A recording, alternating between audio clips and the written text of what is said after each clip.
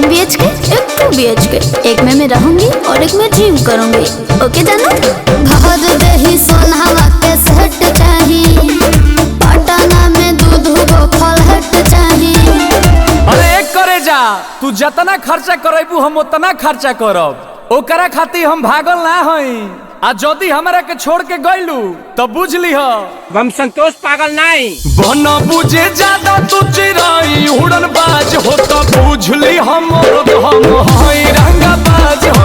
बुझ ली हम हई रंगा बाज हो। तू जानत हुआ कि हम ग्रेड ए पढ़ नहीं।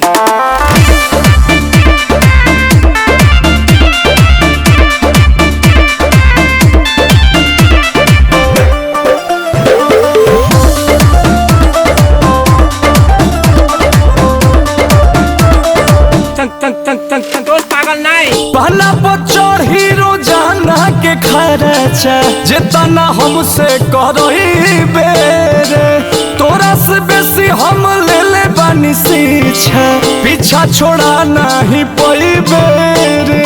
अच्छा के प्यार में हिसाब ना करो, माहौल खराब ना करो, बुझलो? अरे एक करे जा, जितना तोहरा से रात में बात कइले बानी न उतना केहू औरी खाती जागल ना है।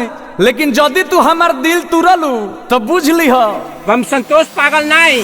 बना बुझे ज्यादा तू चिराई उड़न बाज हो तो बुझ ली हम हई रंगा बाज हो। बुझ ली हम हई रंगा बाज हो। मारम ना एक फट की एको भाषा ना बोलबा कोनो विषय में। हई रंगा बाज हो, हई रंगा बाज हो।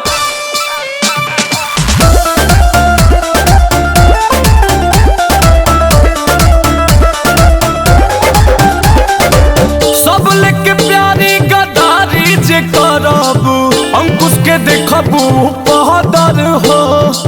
मन पुना बात औकात पे ले आ दे, लव में हो जाला मर्डर हो।